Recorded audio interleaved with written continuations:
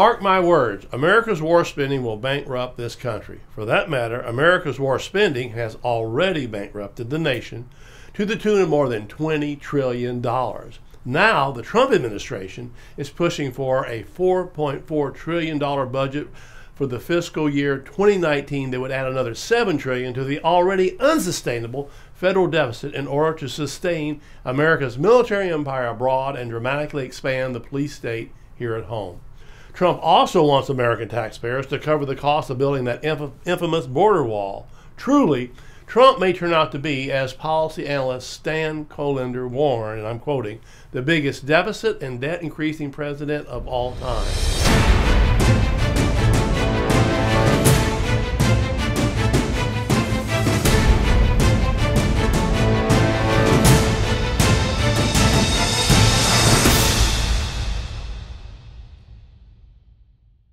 For those in need of a quick reminder, a budget deficit is the difference between what the federal government spends and what it takes in.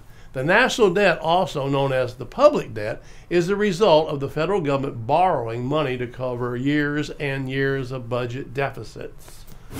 Right now, this country, the U.S. government, is operating in the negative on every front. It's spending far more than what it makes and takes from the American taxpayers, we the people, and it is borrowing heavily from foreign governments and Social Security to keep the government operating and keep funding its endless wars abroad. This is how military empires fall and fail, by spreading themselves too thin and spending themselves to death. It happened in Rome. It's happening again now. Not content to merely police the globe in recent decades, America has gradually transformed its homeland into a battlefield with militarized police and weapons better suited to a war zone. Since taking office, Donald Trump, much like his predecessors, has marched in lockstep with the military.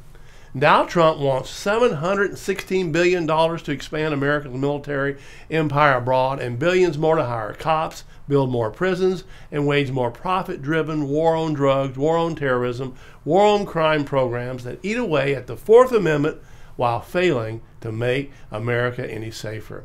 Even the funds requested for infrastructure will do little to shore up the nation's crumbling roads, bridges, railways, highways, power grids, and dams. No matter how you break it down, this is not a budget aimed at perfecting the Union, establishing justice, ensuring domestic tranquility, providing for the common defense, promoting the general welfare, or securing the blessings of liberty for the American people. No, this is a budget aimed at pandering to the powerful money interests, the military, corporate, and security interests that run the deep state and hold the government in its clutches. So much for Trump's campaign promises to balance the budget and drain the swamps of corruption. The glaring economic truth is that at the end of the day, it's the military-industrial complex and not the sick, the elderly, or the poor that is pushing America toward bankruptcy. As investigative journalist Yuri Friedman puts it, for more than 15 years now, the United States has been fighting terrorism with a credit card, and I'm quoting here, essentially bankrolling the wars with debt in the form of purchases of U.S. Treasury bonds by U.S.-based entities like pension funds and state and local governments, and by countries like China and Japan. Folks, this is an illicit merger of the armaments industry and the Pentagon that President Dwight D. Eisenhower warned us against more than 50 years ago, and now it's come to represent perhaps the greatest threat to the nation's fragile infrastructure. Having been co-opted by greedy defense contractors, corrupt politicians, and there are a lot of those, and incompetent government officials, America's expanding military empire is bleeding the country dry at a rate of more than $15 billion a month or $20 million an hour. And that's just what the government spends on foreign wars. That does not include the cost of maintaining and staffing the 1,000 plus U.S. military bases spread across the earth. Incredibly, although the U.S. constitutes only 5% of the world's population, America boasts almost 50% of the world's total military expenditure, spending more on the military than the next 19 biggest spending nations combined. In fact, the Pentagon spends more on war than all 50 states combined spend on health, education, welfare, and safety. Clearly, war is not cheap. Although the federal government obscures so much about its defense spending that accurate figures are very difficult to procure, we do know that since 2001, the U.S. government has spent more than $1.8 trillion in the wars in Afghanistan and Iraq. That's $8.3 million per hour.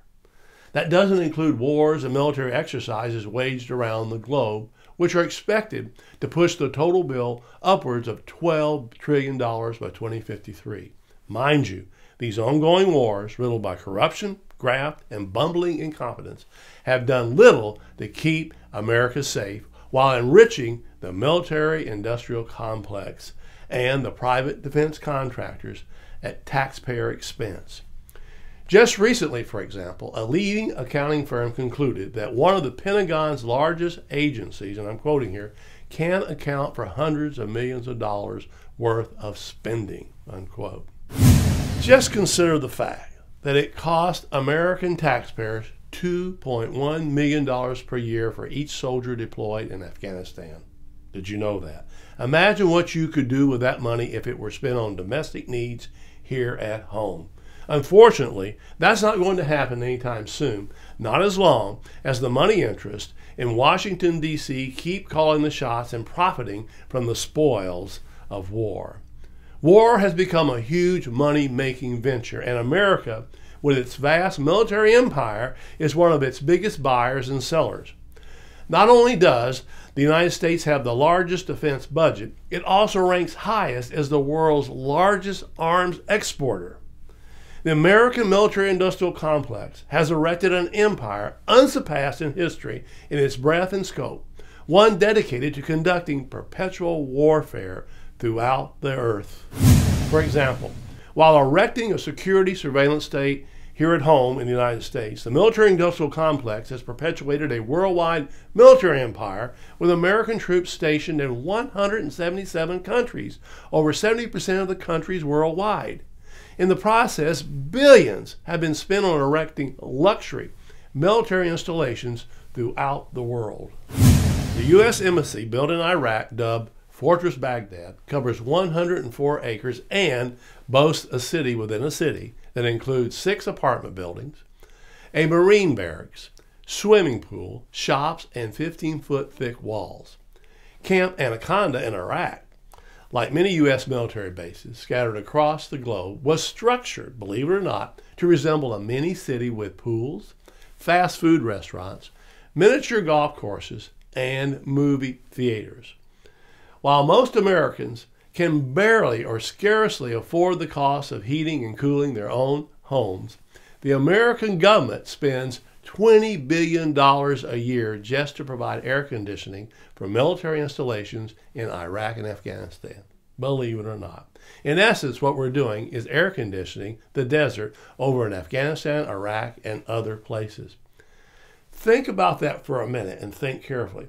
There's a good reason why bloated, corrupt, and inefficient are among the words most commonly applied to the government, especially the Department of Defense and its contractors.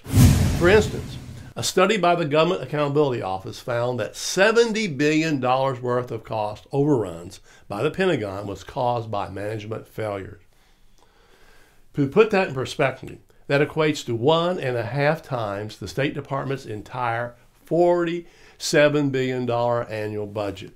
Folks, fraud is rampant in government. It's a government audit, for example, that found that defense contractor Boeing has been massively overcharging taxpayers for mundane parts, resulting in tens of millions of dollars in overspending.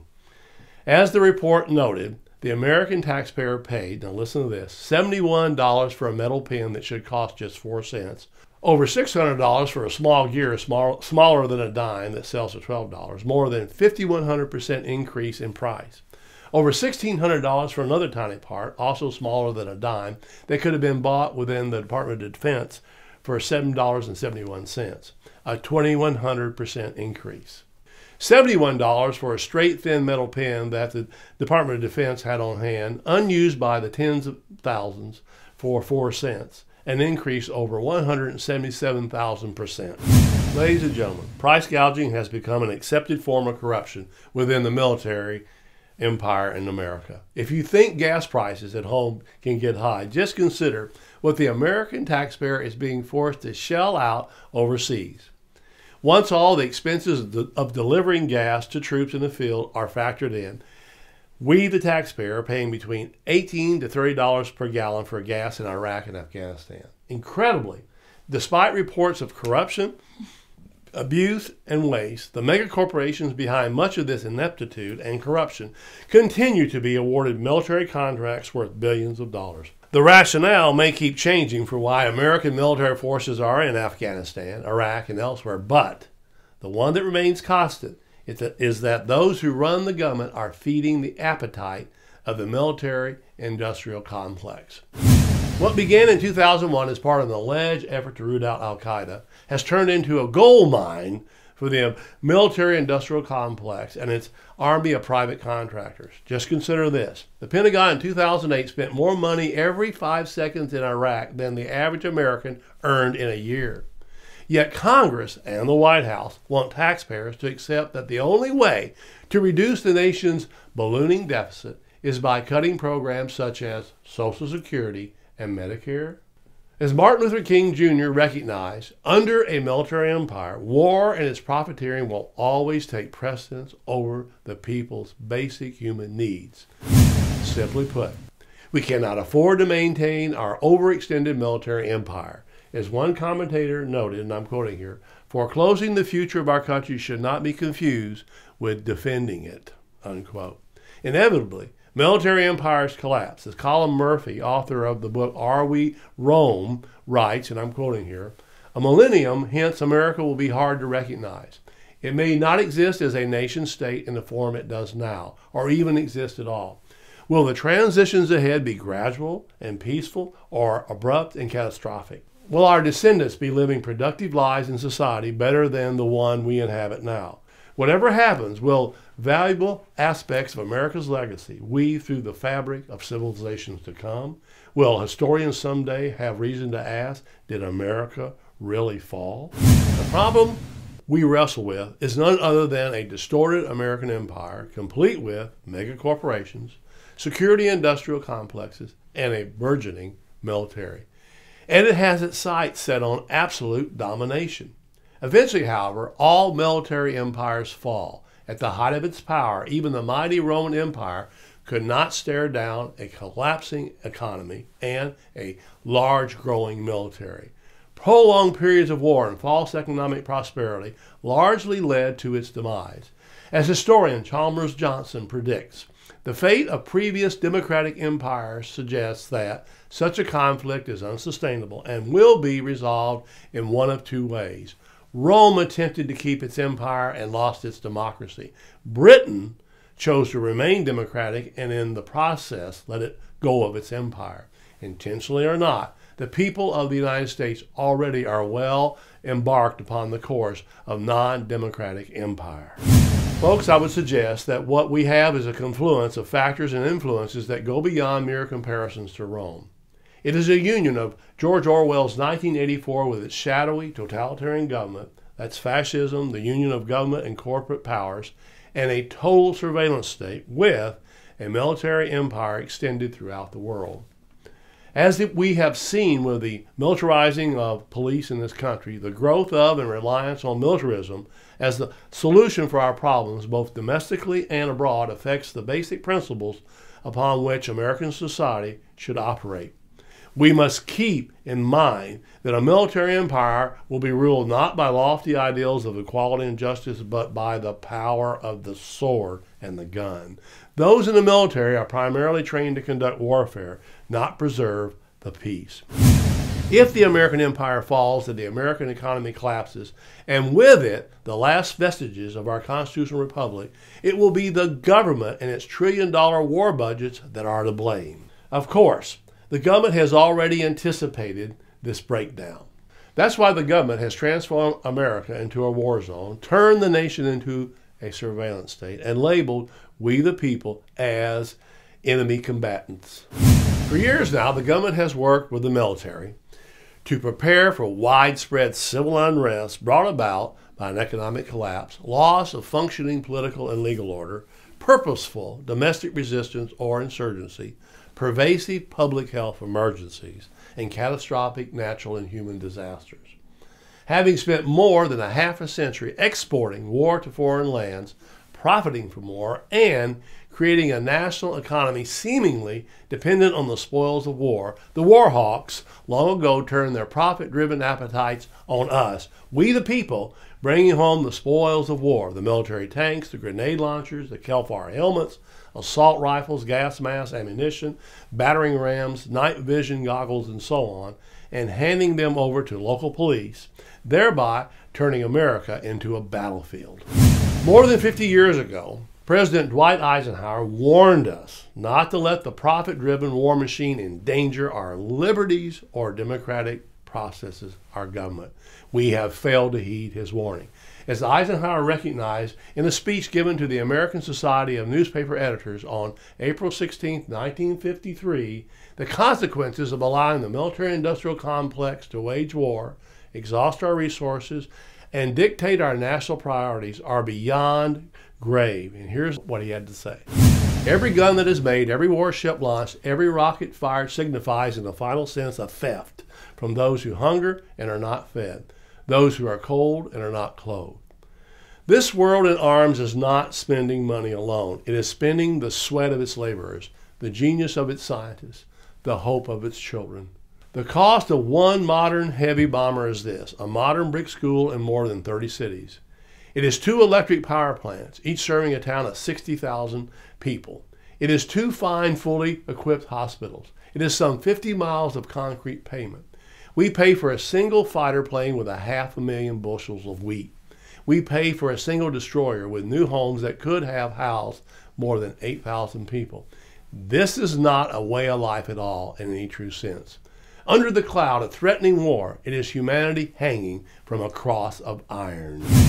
This is how the police state wins and we the people lose.